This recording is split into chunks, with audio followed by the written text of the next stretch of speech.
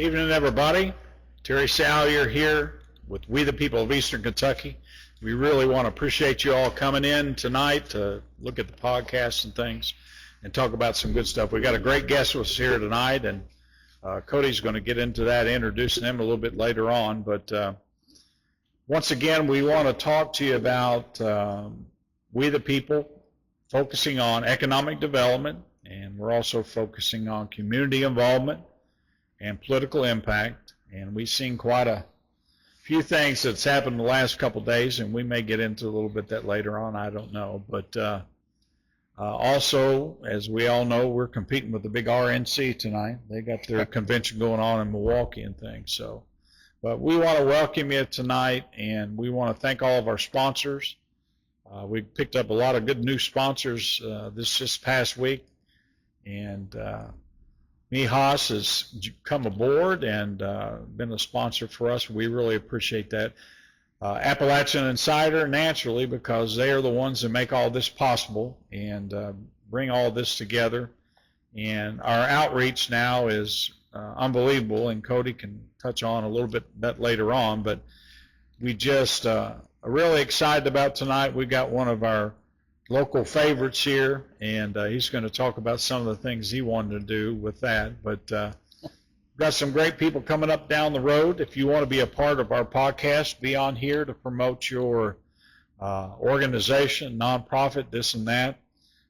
Just get a hold of Cody and myself, or get us on the email page. And we're available on our own We the People of Eastern Kentucky Facebook page, and we also have a YouTube channel that we show all of our episodes and things in the past. You can go in there and check those. And then also, if you're running down the road in this crazy rain right now, you can hear us on Spotify too, so previous episodes there. But I want to welcome you tonight, and I'm going to turn it over to Cody, and he can kind of tell us a little bit about the sponsors and maybe a little bit about our guest tonight.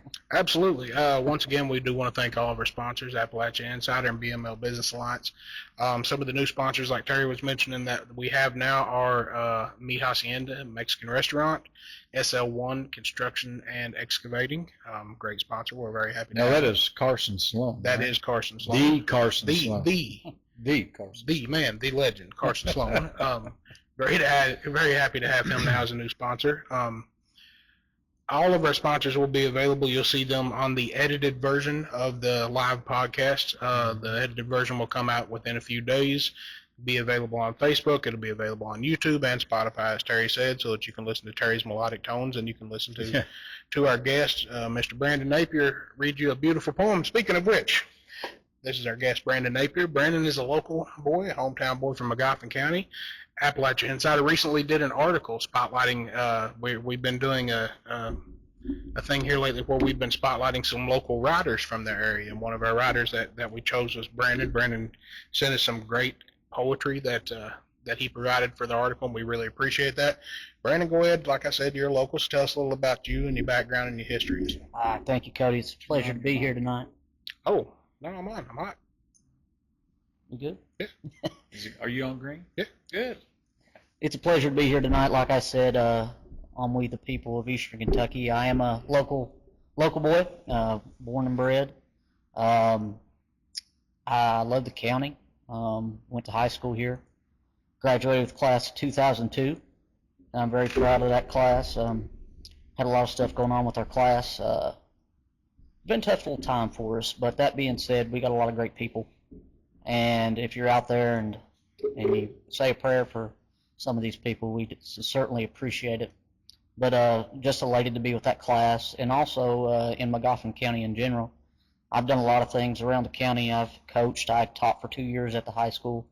I have a background working in the prison system. Have a background working with families.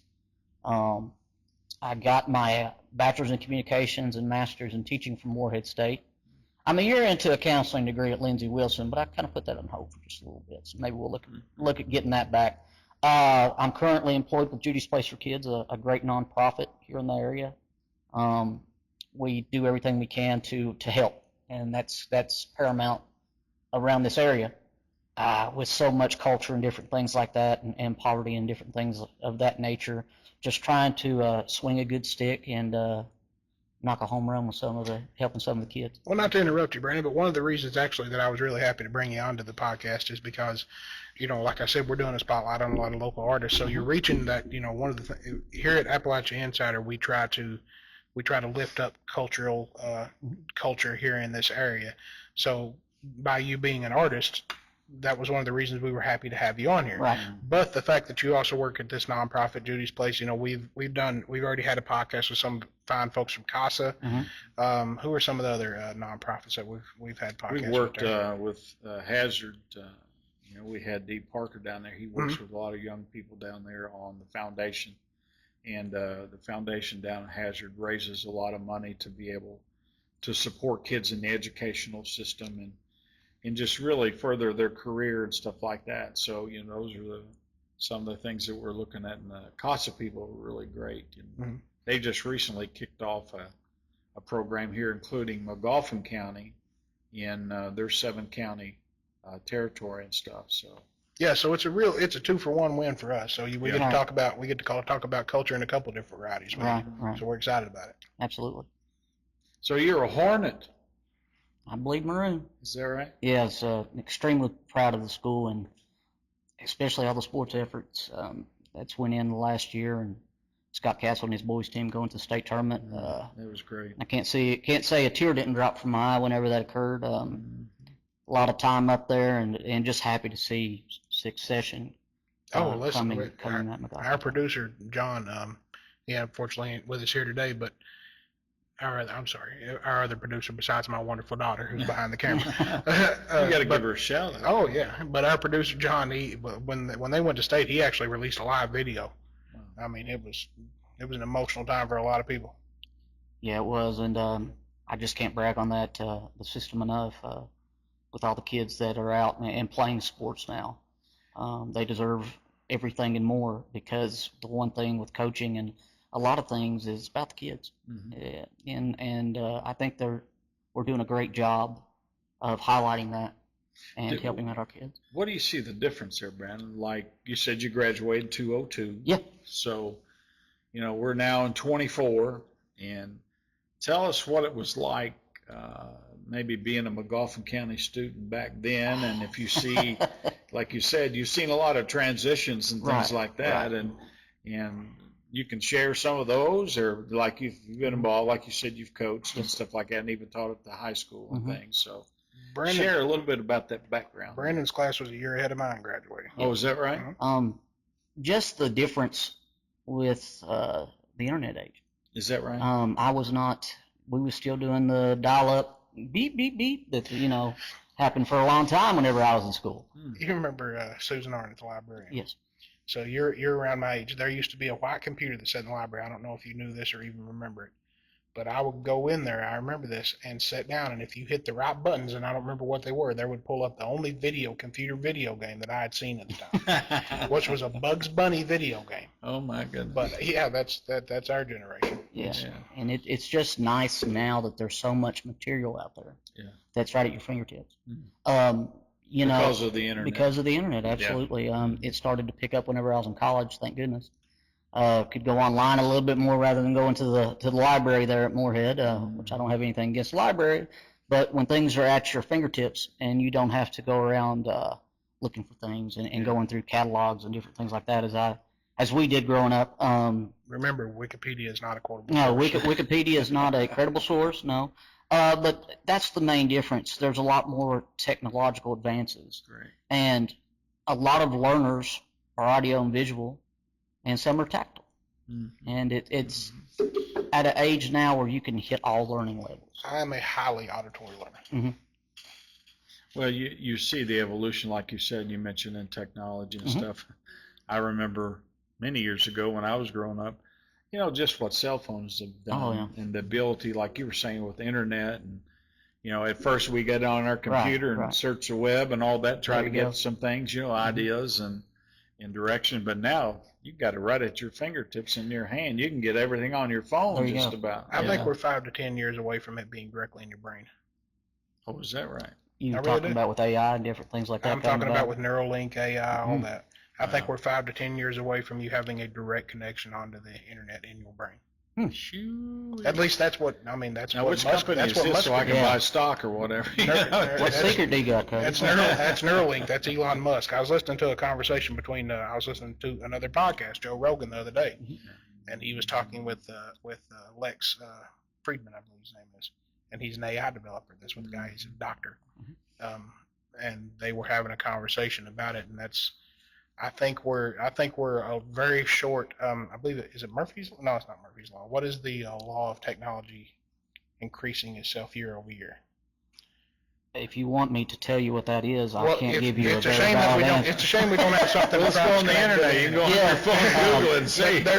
There is a law, and I forget who come up with it, but the law basically dictates that technological advancement will double itself year over year. Wow. And at that current pace, they expect that within about 5 years, we will literally be able to direct connect our brains onto the internet. Now, that's one of the things, we've talked about in previous episodes and stuff like that on technology. We are blessed here in Eastern Kentucky to have, broadband available as it is. And I think that's one of the good things for us, particularly here in McGoffin and Eastern Kentucky, is being blessed to have that capabilities to do that. And I think where a lot of times our students or people in the educational system were somewhat held back because they never had enough money for textbooks. So, the computers and all that, the Chromebooks and things that have been provided to students, and like we said, even the cell phones, I think have really gotten us, and that was pretty much where I was going from. When you're in 202, we're just first getting started in that. And now, like you mentioned, technology has brought us where we are today. Right. Kids got the doors open. It's like and it's funny at its infancy, it was very strained, and it was hard to even get on. Yeah. And now it's just at your fingertips, like I said before, right on your cell phone. Yeah. And there are advances to that. There are hindrances that we all know. But that being said, for the most part, the pros outweigh the cons. Yeah. Especially when it comes to learning and being able to be sufficient in getting the information that you need, and with your learning styles and different things of that nature. Well, that's one of the reasons, and we've talked about this at length on here a few times as well. That's one of the reasons that I think things like podcasts and long-form conversations, they tried to tell us for years on the news and stuff like that people's attention span's gone. They can't listen to more than 30 seconds and they're gone. As if somehow, miraculously, we have evolved different than what we've been all throughout the history of humanity, to where now all of a sudden our attention span within the last 10 years has changed. That's not the case. Long form conversation is proven now, because of podcasts, to be popular. And one of the great things about a show like ours is the fact that, and nobody expected this either, the fact that I'm going to put this onto Spotify. Somebody that's driving down the road heading to work, or somebody going out to mow their lawn, or going over to work out, or walk on a treadmill over here in the corner, could pop this into their ear, listen to it at their leisure. If they have something else they got to do, pause it, finish it up later. Yeah. And you're not, that's one of the amazing things that technology's provided for us. So, Cody says that you're an author, and what do you like to write? What would you say is your writing style? What's your emphasis? And share that with us if you would. I have a background in journalism. Okay. Which written word for newspapers and stuff like that's a lot different from what I do. A lot of the stuff I write just comes from visions, and just trying to paint a picture to the reader. I think you can do a lot of things with simplicity, but to make the reader actually envision what you're talking about, you got to give a good description, and it's not your normal description sometimes. And a lot of the stuff I write, some's about love, heartache, some's about being inspirational, motivational, but ultimately I like for all my writing to end with a positive note. So I'm one of those people that thinks anybody can do whatever they want if they put their mind to it. Sure. Is it easy? No, it's not easy. But if you have a vision and you have a goal, that's half the battle. And that's the way I feel about just people in general, and just writing for those people. If they can read it and say, hey, you know, this is uplifting me for the day. Well, that's made my day because I've helped somebody else. Yeah. It's about being selfless. And I think that's, you know, especially in Eastern Kentucky, being selfless and giving back is such a positive thing. Because, you know, we can say all we want, there's still some negativity out there. Oh, gosh. Tons of it. And trying to be positive and pass around a note. And nobody's perfect. I'm not perfect. I have my faults. I can go back and list them all, but we ain't got time for that. But that being said, you live and learn. And learning is such a great thing and a great tool. You can learn. And we are blessed as human beings on God's green earth to be able to learn. Never stop learning. Never stop learning. And no. every day is a new experience. What is the inspiration? You know, I know in me particularly, being from the music industry, Right. There's a lot of people that say, oh gosh, you know, I woke up at 11:30 last night and I wrote this thing down. There it was, and I got it, and it's going to be a hit all across the country and all that. But from my standpoint, in writing music and even performing it, this and that, and like you said, I like what you said about how you try to visualize and what you're writing is so somebody can visualize it, you know, themselves. And, you know, but there's a lot of technical stuff in writing music, you know. Absolutely. Do you do a verse, a chorus, or verse, or bridge, or, you know, and all that here. So, and that was something I had to learn. You know, at first I thought, well, I'm going to get this inspiration right here at 11 o'clock at night and just write this tune down now. It don't work that way. You really got to have a flow to it and all that kind of deal. And you may get an idea. There you go. You may get a chorus that you start adding verses to that. But what really gives you your inspiration, or do you have a certain style that you do, or is it poetry, or what do you really write that you think, what grabs you? You know, I've taken advanced writing classes and different things like that in college, and there's meter and different things like that goes with it. But going against the grain with it and just putting down what you feel is what I do. I don't take a long time to write, personally. I can write something in 10 minutes. Is that right? That's just if I vision it and I'm got my mind squared away, attentive on the task at hand, I'm pretty handy in writing pretty quickly. So you have a great way of expressing your internal feelings out in writing itself. Let's touch back on something else that you mentioned too. You was talking about description, and I want to touch on that a little bit more, because I think anybody that's ever paid any attention to any artist, writer, movie producer, anything, it's the small details that people don't think about that are descriptive that draw people in. So the great writers throughout history, you know, for instance, you're telling a story about walking into a room, and instead of walking in and say, I saw Papa sitting there smoking a pipe, you walk in and go into detail about the smell of the tobacco and the feel of the grain of the wood and all that. That is what set the atmosphere. You set the atmosphere. That's what makes a good story or a good poem or anything like that. Would you agree? I would agree, wholeheartedly. And your audience is something who can be tough to write for.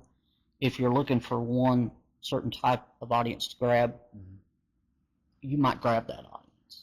But this other audience over here, like a target audience. Target audiences, yes.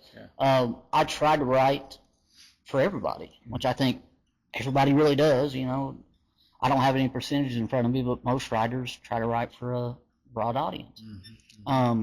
So to come into that broad audience, you got to paint a picture with words.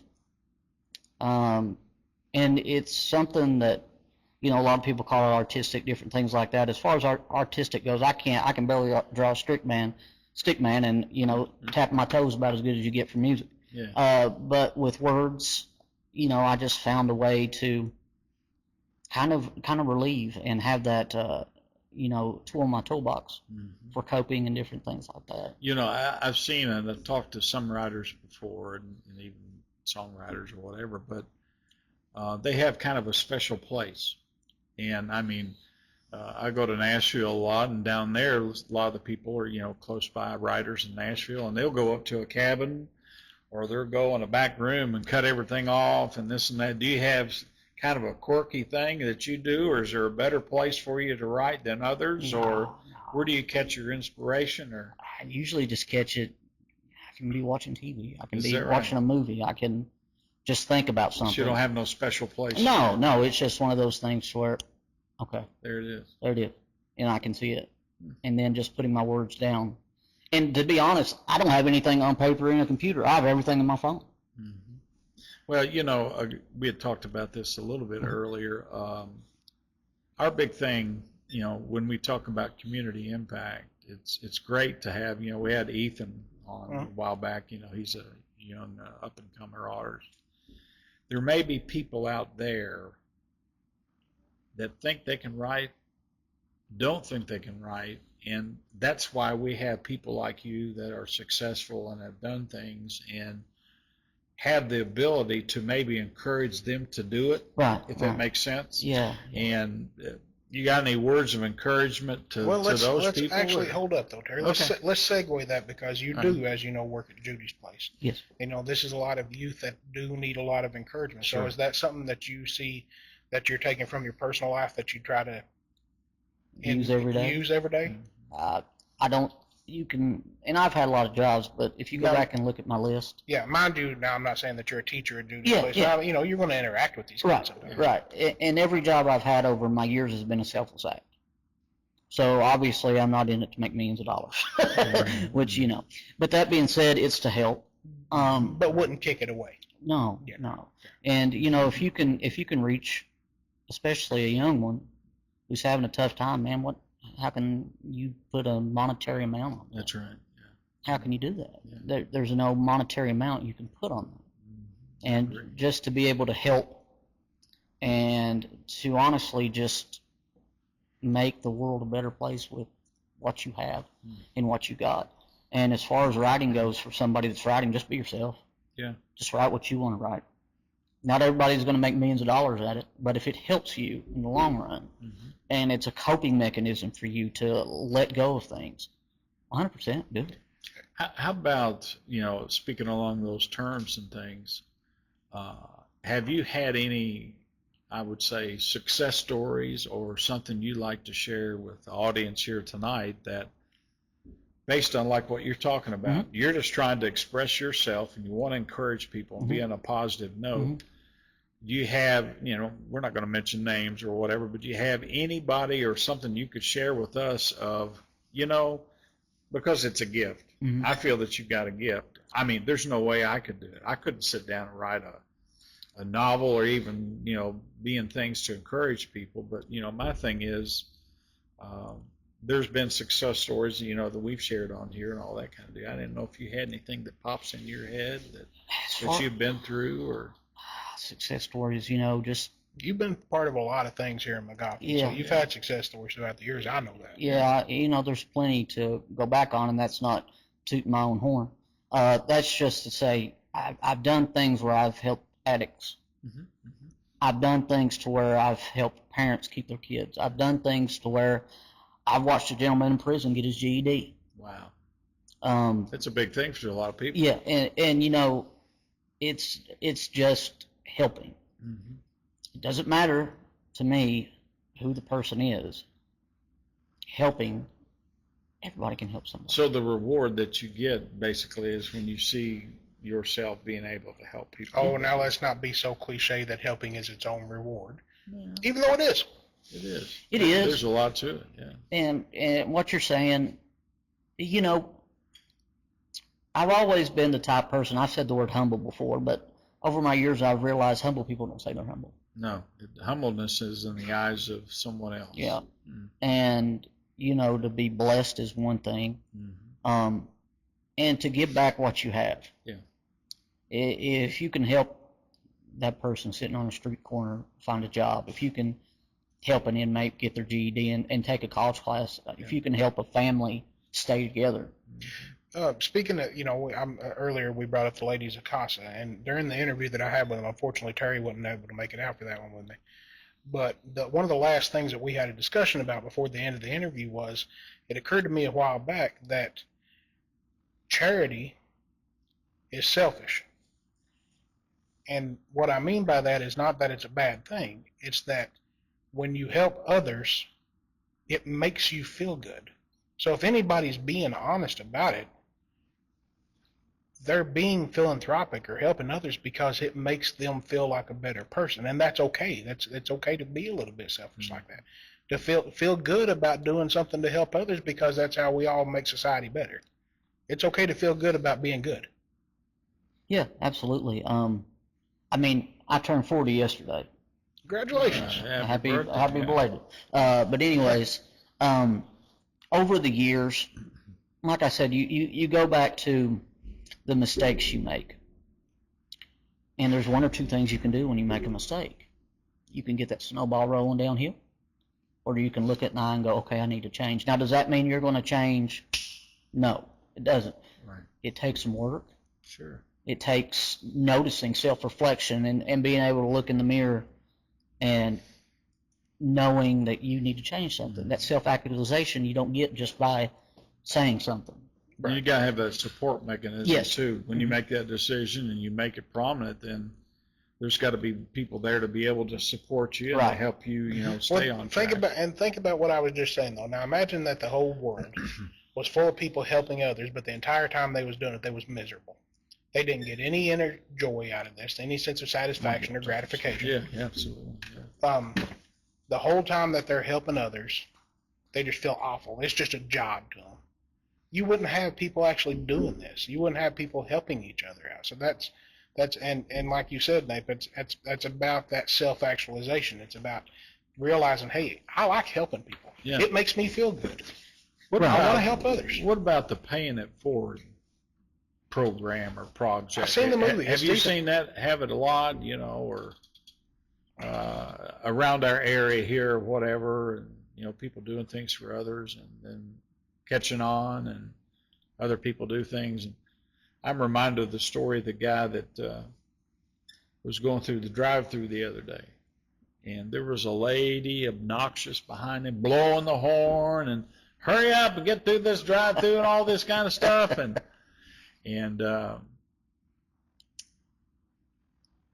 he was about ready to leave, and he said, I'll tell you what I want to do.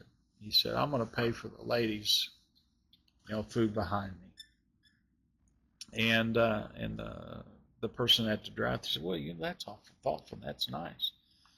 So when the lady pulled up to get her food and stuff like that, and she was waving at him and all that kind of stuff, because they had told her over the intercom when she placed her order, this guy's going to take care of your food.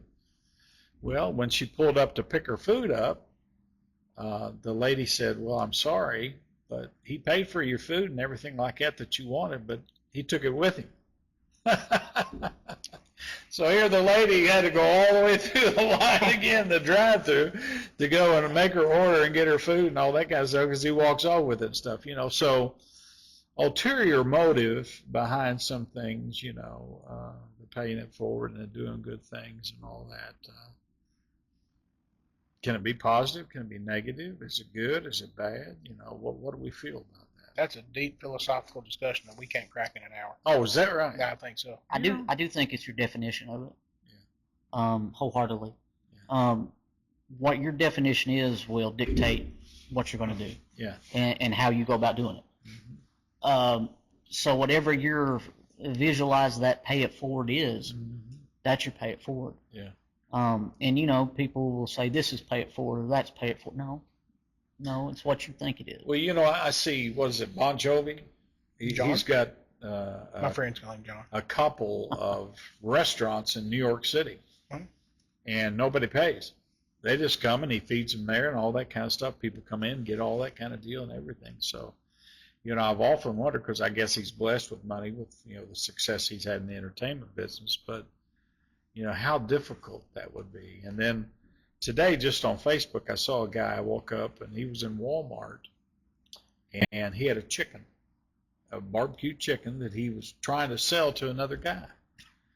Okay. And the other guy walks up to him and he said, well, how much is that chicken? He said, man, I'm really down in the dumps. I could use some money if you could help me. And he said, well, how much is that chicken? He said, well, it's $7. He said, okay. So this guy, and you could tell that he probably didn't have a lot. And they got into a discussion. Make a long story short, the guy's a single parent. He has one child. He's behind on his rent.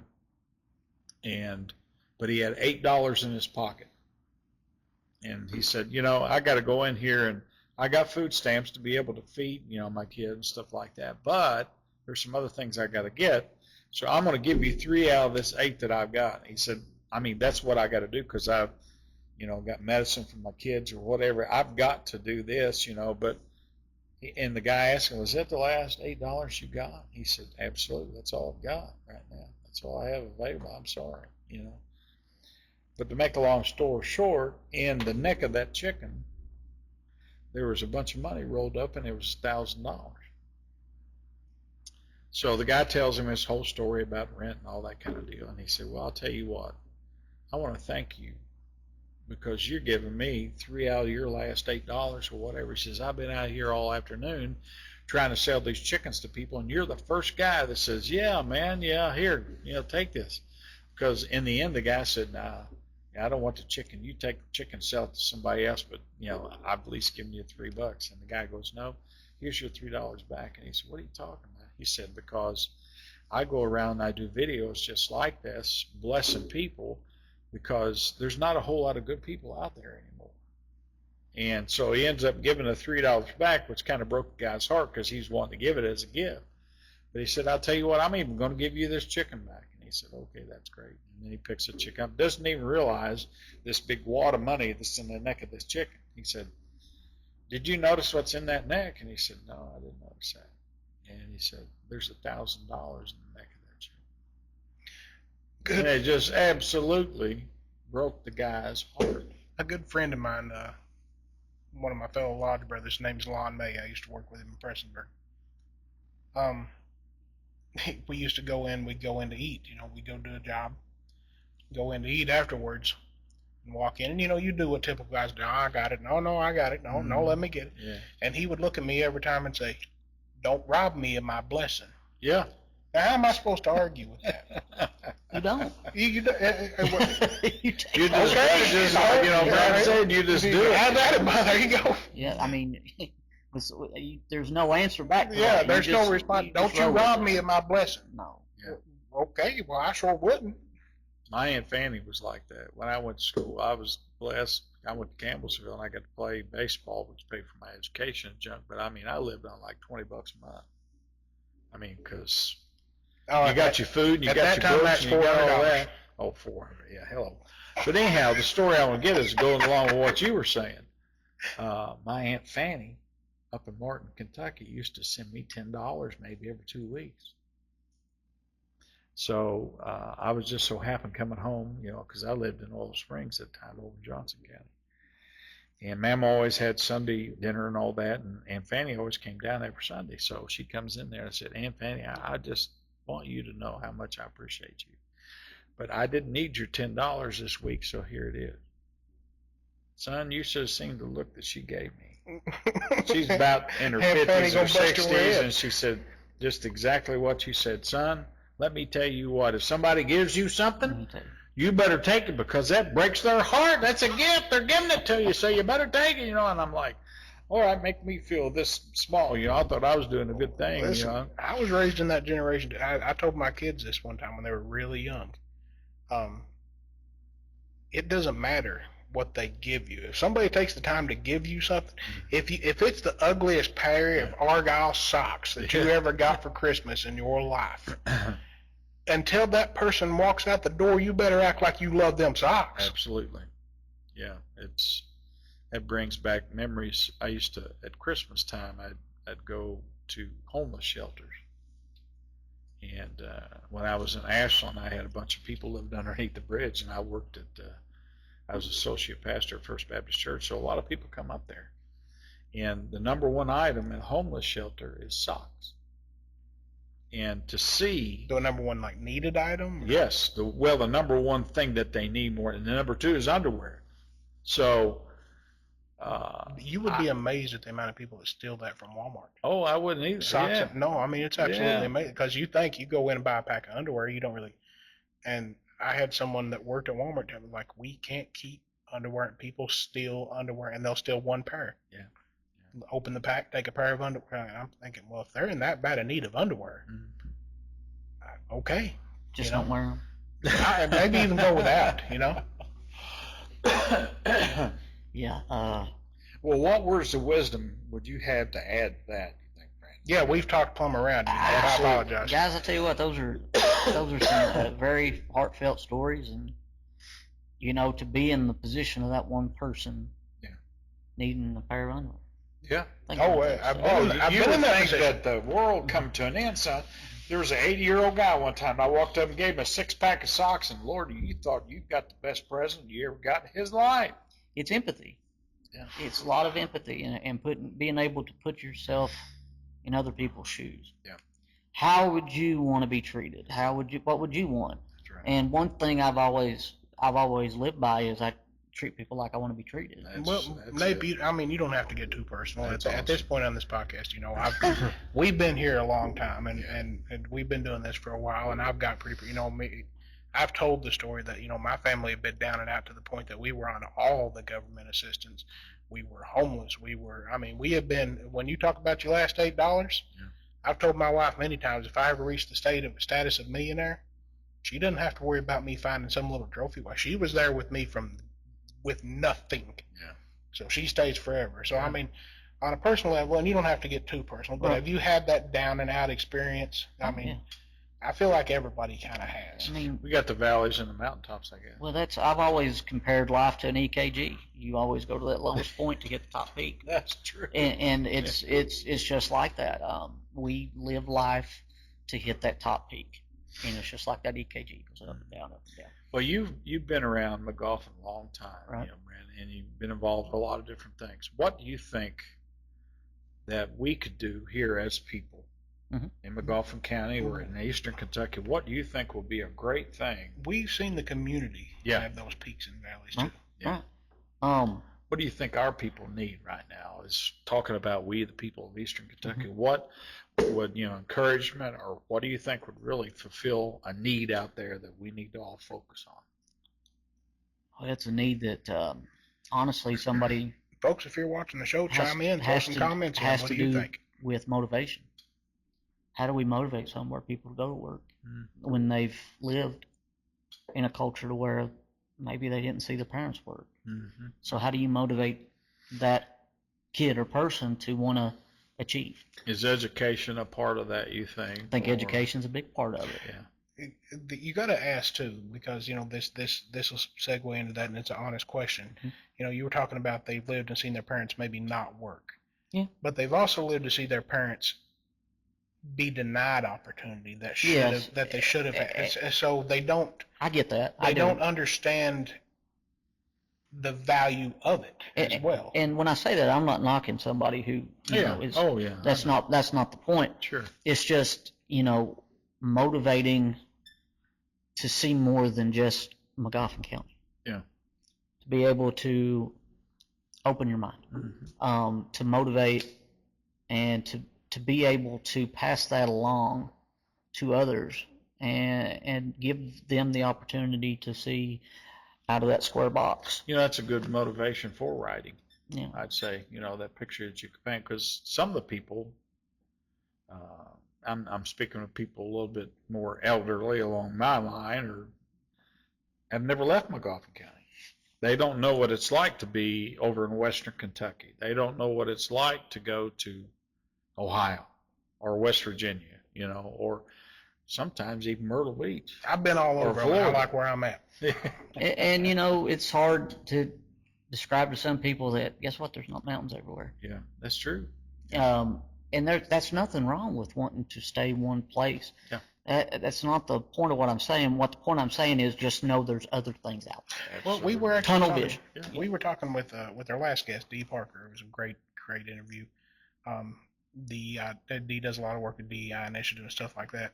But one of the things that we were talking about is one of the prides that you have of this area, and I remember feeling this as a young man, when I would have family come in from places like Michigan, Indiana, places where it's a flat you can see for miles. And then they would come down, and we grow up in the area and we look around and we think, it's just these old busted up hills. Yeah. But then they come down there. This is the most amazing, beautiful place I've ever seen. And absolutely. then you feel proud. You do. You're like, yeah, this is my house. Welcome to the house. Well, it's funny, Barb, my wife,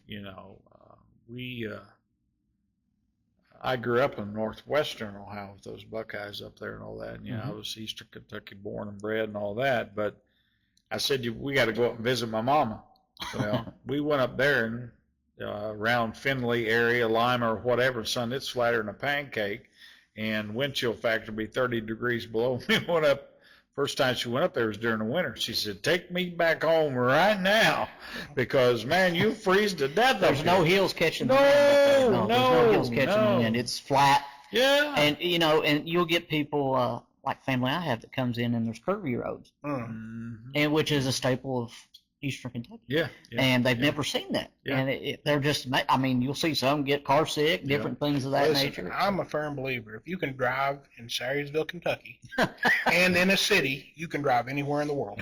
Oh, man. If you can drive in those two places, McGoffin County, Kentucky, now that said, we actually have wonderful roads compared to some of our other surrounding counties. We do. But if you can drive the road, like the curves and the hills of this area, and in a city too, you can drive anywhere in the world. Yeah, and shout out to our road department too. Yeah. Man, you talk about, I travel for work obviously, and McGoffin County is like a different world than some other places. Oh man! Oh my goodness! You'll be Shout coming out to from them. another county, giving one of these right here, and then as soon as you cross the McGoffin lines, Yeah.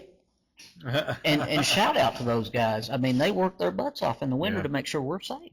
I'll tell you, our county crews and state crews and stuff, the guys that are on those snow plows and stuff.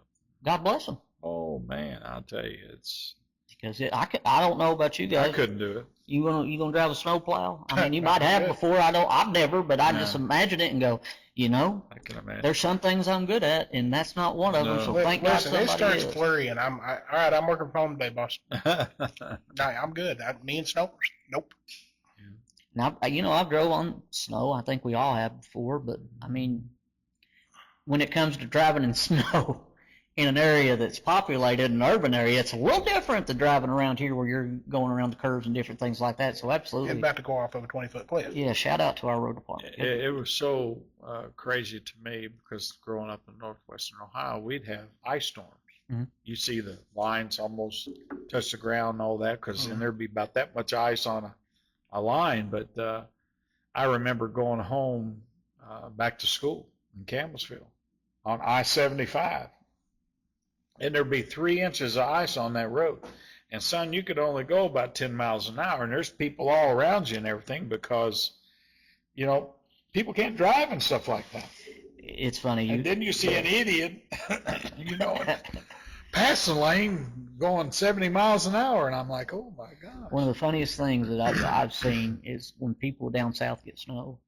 No, And they can't drive, and they're sitting on the side of the road for hours because they don't want to drive on it. Yep. And that's no detriment to them. It's just it's something that they've never seen. That's right. If it's something you've never dealt with, I'll give you a perfect example. My brother just recently bought a motorcycle. My brother is from North Judson, Indiana, which is the tip top of the state. This place is basically, you got Judson, Michigan, Canada. That's it. So he's from flat, and he bought a motorcycle just the other day. Lives down here now, and he was like, I've got to learn how to ride this bike down here. I've never done. He's like, we don't have curves. Gonna lean in them curves. I said, yeah, you lean here, bub. You don't steer. Yeah. Well, I am envious of people that can put things on paper and create that illusion, as I call it a lot of times, because I'm in theater a lot, and everybody says, how can you depict this particular show or this and that or whatever, and putting it together. And I tell people it's an illusion. And everybody talks about, and particularly we're kind of bad around here. Somebody comes and watch us in a play or a drama or whatever. You call breaking character and all that kind of stuff. Well, a lot of young people don't know that, and that's who I've worked with a lot. But it's like, when you're on that stage or that deck, as we call it, you've got to stay in character the whole time. And they say, well, why, Mr. Terry, do you have to do that? And I say, because you're portraying something that is really an illusion as a character or something like that to the audience that's out there. And if we step out of that and then we step back in, then that kind of destroys our illusion. But I'm very envious of reading plays and dramas throughout the years of how somebody can actually create that. Because to me, for instance, like when I do a show, I read it 9 times before I do it. And everybody says, well, gosh, why would you read the thing 9 times? Because the first time you get the gist of it as far as the plot or whatever. The next time, in my head, I already start seeing things. Right. I see the lights. I see the sound of what it's going to be here. I even some of the costumes start to hit me in the face, and I see the interaction of different characters and stuff. How does that happen to you? When you sit down and write something, like you said, is it just boom, or is that become an illusion in your mind of what you're trying to write about, or do you step into that particular character or that illusion, or how does that work? Yeah, I try to step into and with that empathetic side, be with the person. But one of the main things about writing is, thank God that synonyms were created. And I don't say that because you don't want to repeat the same word over and over, but words can be beautiful just by knowing another word for it. Yeah, that's true. And the opposite.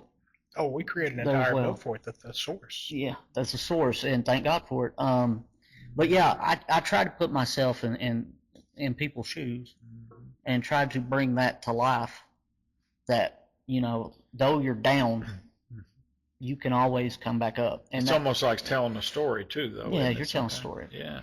I was actually, speaking of that, since you're talking about being in someone else's shoes, I was reading an article just a while back, and it was talking about writers who write fiction. And it was bringing up the fact that a lot of times you'll have males that will have a hard time writing fiction characters that are female, and vice versa, females that have a hard time writing male characters because they have a hard time understanding. And again, and I keep bringing them up. I mean, I need to put the show out again, but we were having this conversation with the girls from CASA about how they have a hard time, these ladies have a hard time with the children that they're working with, resonating on a level with these young boys that need help, and they're looking for male volunteers. So do you ever write from a perspective other than, for example, your perspective? Cody, my last 2 jobs, I've worked with nothing but women. Okay. Wow. Right now I do too, and God bless them, everyone. Oh, yeah. Great women. And doing that, there's not a lot of males who do the job that I do. I compare it kind of to a male nurse or something like that. Sure. And thank God for all those people as well, because there's they're a minority in the workforce, and it is in that category. And to be able to interact with females on a daily basis, it helps. And they're great women, and you just learn a lot. So what's that book say? Men are from Mars and women's from Venus. Now that is the truth. There is that was a hit book when you and I were. Yes, that was a hit book. Yeah. But it is the truth, but it's not a bad thing either. Yeah. Because once again, it comes to learning factor. You learn from everybody. So a lot of the females I've worked with, I've learned a lot. They've taught me bounds, and I thank God for that. But as a writer, and I've wrote some fiction myself. I mean, I ran Appalachian Insider, so I do a lot of writing myself. Yeah, blogs. But like you mentioned, it's more of a news-based style. It's more of an editorial style. So I'm not doing a whole lot of fiction, but I have done some fiction writing. And as a writer, I could say it would be difficult for me to write from a perspective other than the perspective that I know. The emotions of a female. Right. Do you think that you could do that, or is that something you've ever tried, or do you mostly stay with your perspective generally? From the emotions of a female? Just from an alternate perspective than yours. Yeah. That's a lot of what I do. I've not done some of the things other people have done, obviously, but I can also, and I've said this word a lot, be empathetic and kind of put myself in that person's shoes. And you was talking about, writing hard news is what I call it. Now, do you enjoy that? Quite a bit. Okay. Some people enjoy it. Some people enjoy fiction. So a hard news, as we both know, we stick to the facts. Right.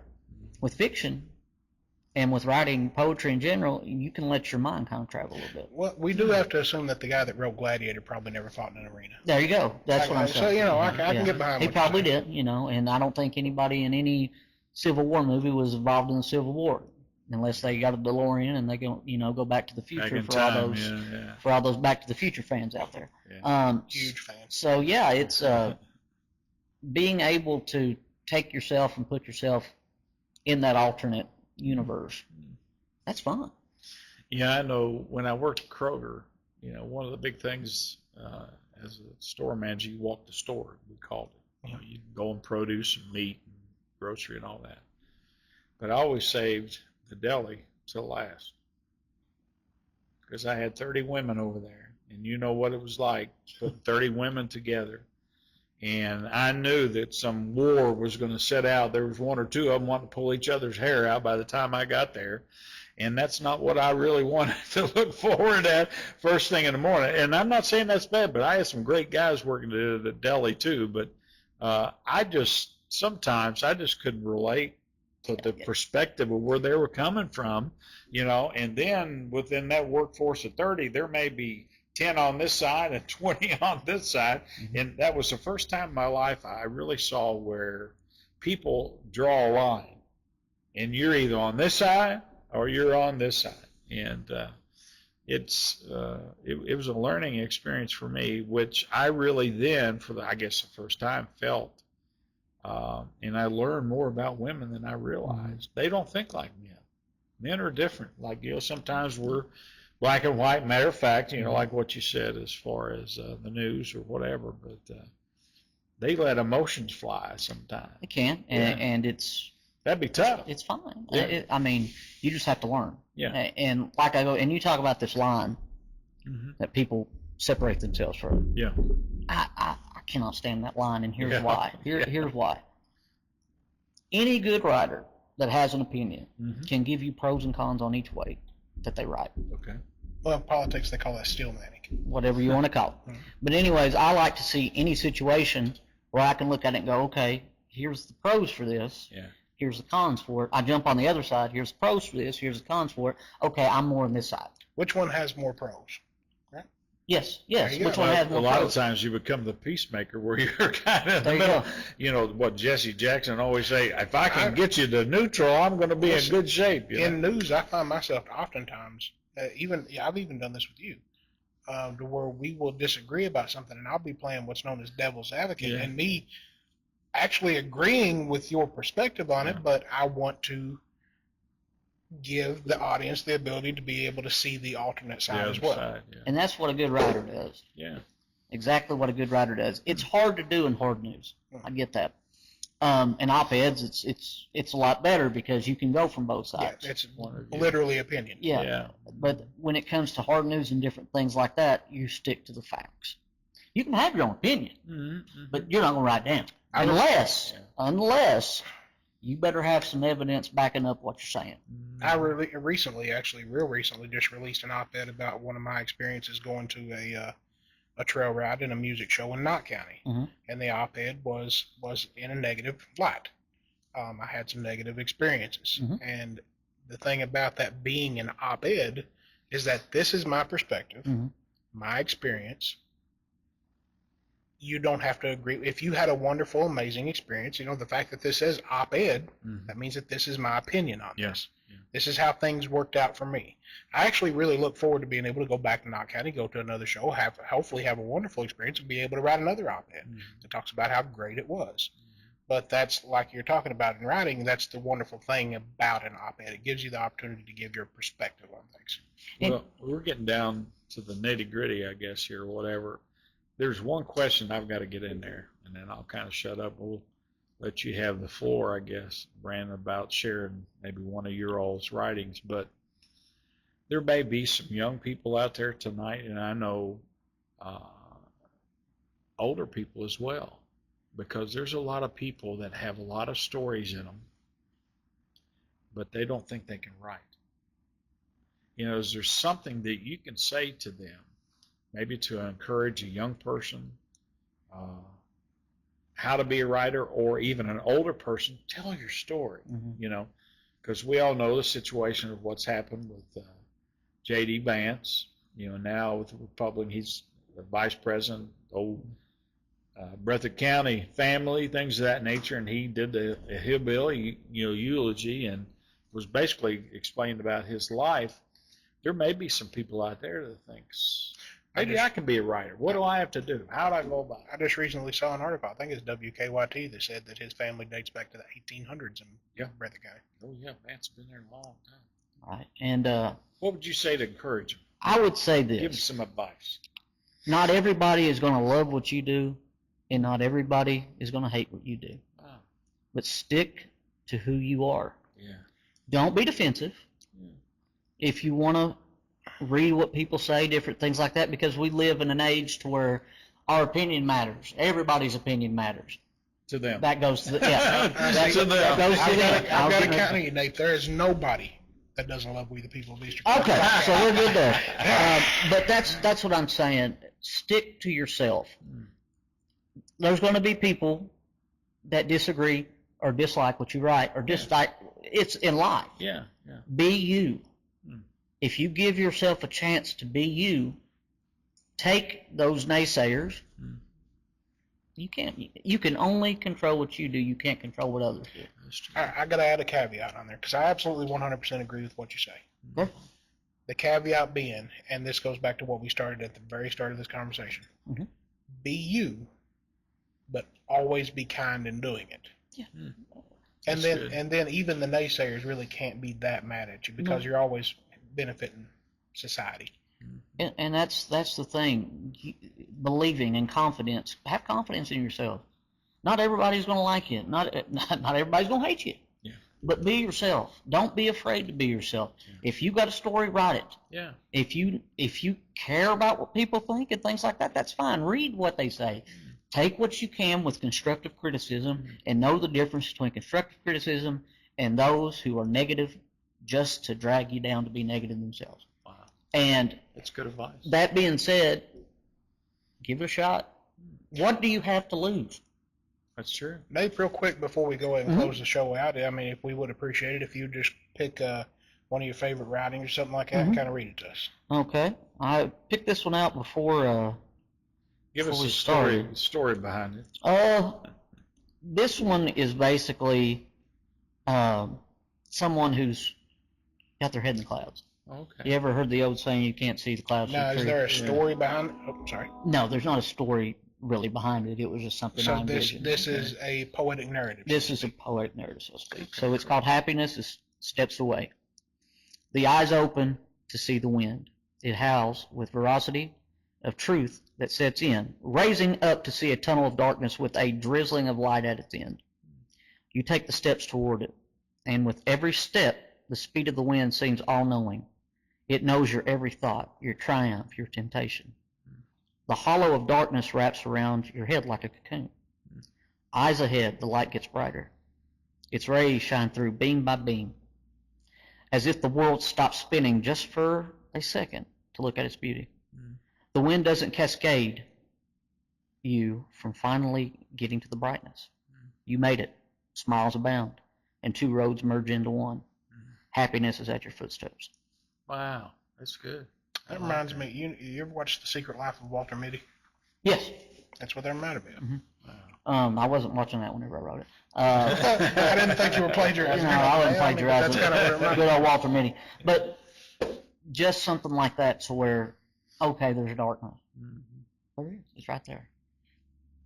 But just to clarify, I'm a big fan of the movie, so I really enjoyed the poem.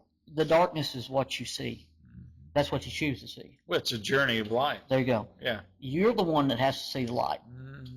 And your happiness is footsteps away once you see past that darkness. Wow. I mean, the darkness can enclose you and get around you to where you don't see the light or you want to focus on the light. But it's that vice grip. Yeah, buddy. It's like a wise old man a long time ago said they saw somebody walking out there in the water. And they said, oh, my goodness. I think I can do that too. Yeah, he did it for a while, but they took his eye off of somebody else. The light. or the direction, Mhm. or maybe the purpose in their life. And what happened? You start to sink.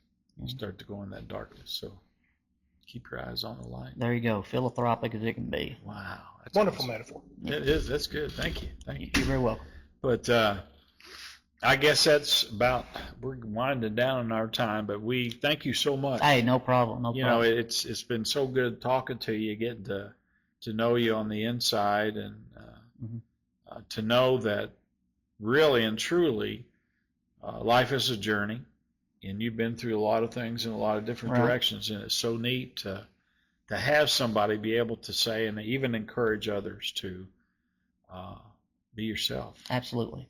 And just once again, I'll shout out my class of 2002. Everybody keep your head up. Very blessed to be at Judy's Place for Kids. We have a great staff. And I'll give this one statistic since it was sent to me before we go, because it's a great statistic. It says in 2022, Judy's Place for Kids saw 351 kids from all 5 counties. Wow. Now, last year's data has not been interpreted. Wow. 351 kids. Mm. Every day, There's we're a trying to need. help keep kids safe. Yeah, there's a need for that. Mhm. Well, thank you, brother. Thank you. Very Thank you all much. for having me. I And, enjoyed it, and I'm very blessed to be here. Thank you. Well, it was a great time together. And folks, let this be an encouragement to you all. We want to have you on if you got a story to share with us about the darkness and then head towards the light. But we want you to come with us. We really appreciate all of you, we the people of Eastern Kentucky. And I think you've seen a good glimpse in a figure person tonight of about that will challenge you to be the best you can be, and to look for those things, and to be yourself. And we thank Brandon for being able to come, and Cody, I thank you for bringing him aboard as our special guest tonight. And I know I've got a blessing from that. So with that, I'm going to turn it back over to you. You want to hit sponsors one more time? Yeah, once again, as always, we want to thank our sponsors. Again, this show is brought to you by Appalachia Insider and BML Business Alliance. We want to thank our newest sponsors. All of our sponsors will be available on the left side of the screen on the edited version of the podcast. We want to thank specifically our newest sponsors, SL1 Construction, Mi Hacienda, DJ Timmy, who will actually be here next week. Yeah, easy. Oh, is Timmy coming on? Yeah. Timmy Likens? Timmy will be on next week. Gotta love some Timmy Likens. I'm glad he's getting to come aboard. Yeah. Timmy's one of our sponsors. We love Timmy.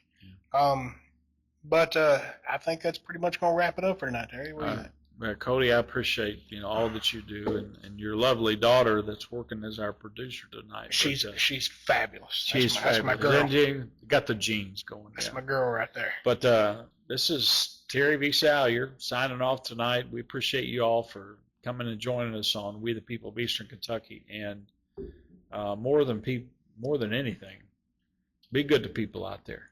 Have a great week, and we look forward to seeing you next week. So with that, we say good night and God bless.